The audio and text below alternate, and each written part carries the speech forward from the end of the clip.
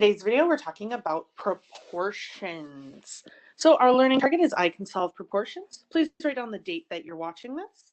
Write down what you already know about proportions, which you should already know some things about proportions. You should have learned about them before, but we're going to go over them again today. And then we have one vocabulary word today, which is proportion. A proportion is just two equal ratios. So pause the video here. Please make sure you have that all written down and restart when you're ready.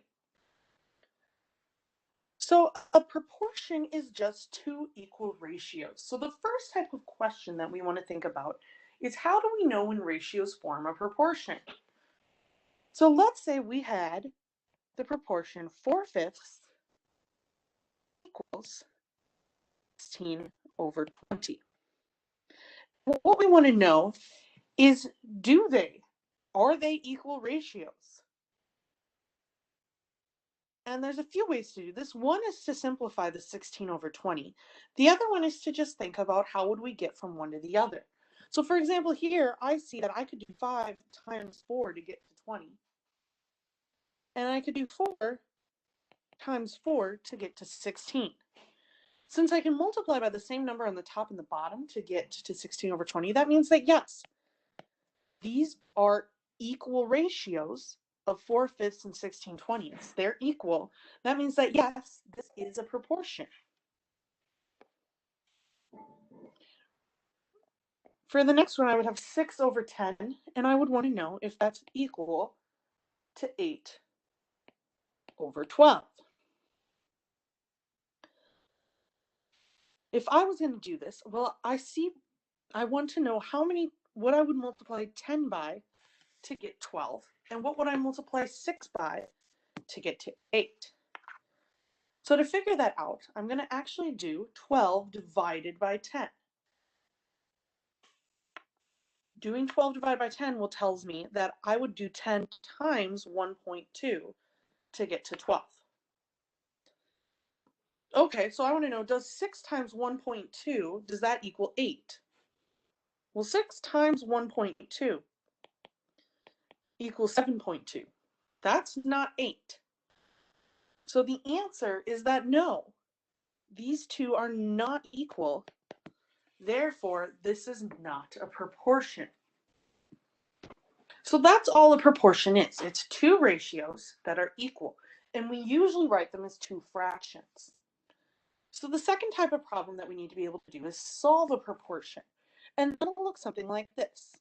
I'll have that 5 over 6 equals something, we don't know what it is, so we represent it with a variable, over 18. And I want to solve this to figure out what x is. The easiest way to do this is to look for a good relationship. Here I see that 6 times 3 is 18. That means I want to also do 5 times 3. And I got that x equals 15. That's my answer. And that's it. It's exactly the same as equivalent ratios, equivalent fractions, any of these other things. But now it's a proportion, and we're solving it and calling it a proportion instead of calling it equivalent ratios or equivalent fractions. But we solved this kind of problem so many times. For my next example, we have x over 6 equals 4 over 2. Now when I'm solving this one, I see a couple things. The first thing I see is that my x is in a different spot. So the first thing I always like to do is draw an arrow toward my x so I know that that's where I'm trying to go. So if my arrow is going that way, I want to know how I get from 2 and get to 6. Well, 2 times 3 is 6. That means I need to do 4 times 3 to get to x.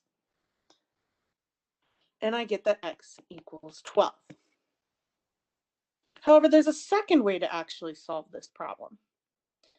If I have x over 6 and 4 over 2, the second way I could look at this is go, oh, I have a good relationship this direction. because 2 times 2 is 4. That means I could go this direction as well and do 6 times 2 and get x equals 12. So we always want to make sure that we look both vertically, up and down, as well as looking back and forth like this. Because some problems, we're going to need to do it for sure one way. So let's say I have 7 over 14, and I'm telling you that equals 6 over something.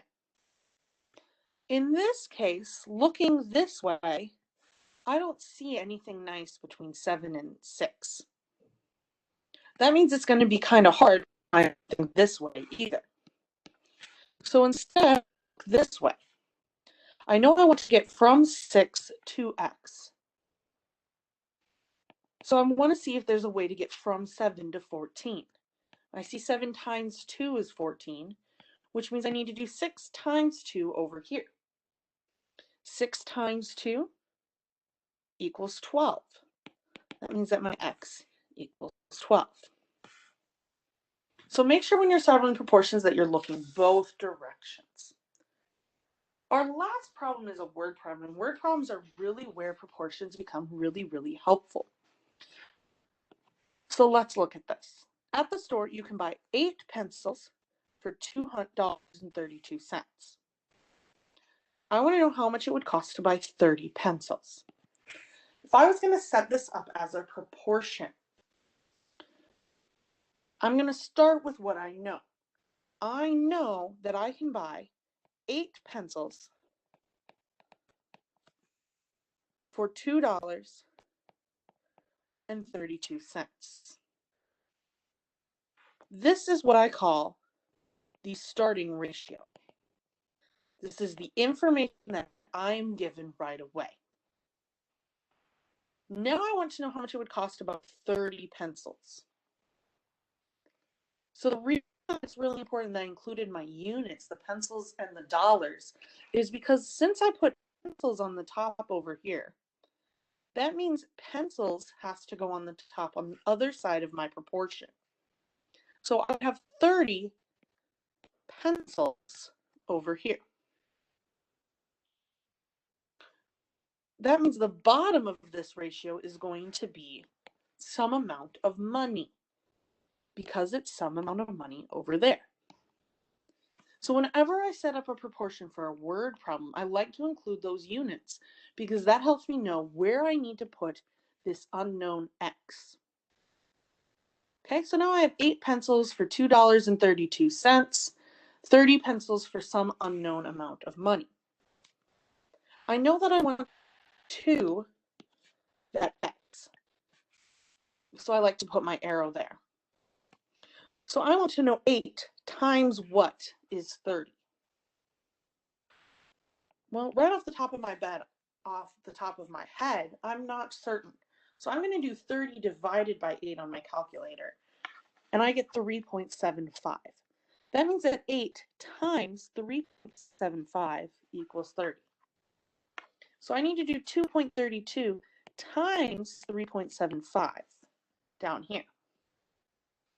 When I do that, I get 8.7. That means that my x is $8.70. So a lot of your homework today is going to be on word problems. Please make sure that to solve them that you set up a proportion, use your units, and then solve. Please let me know if you have any questions. Have a great day.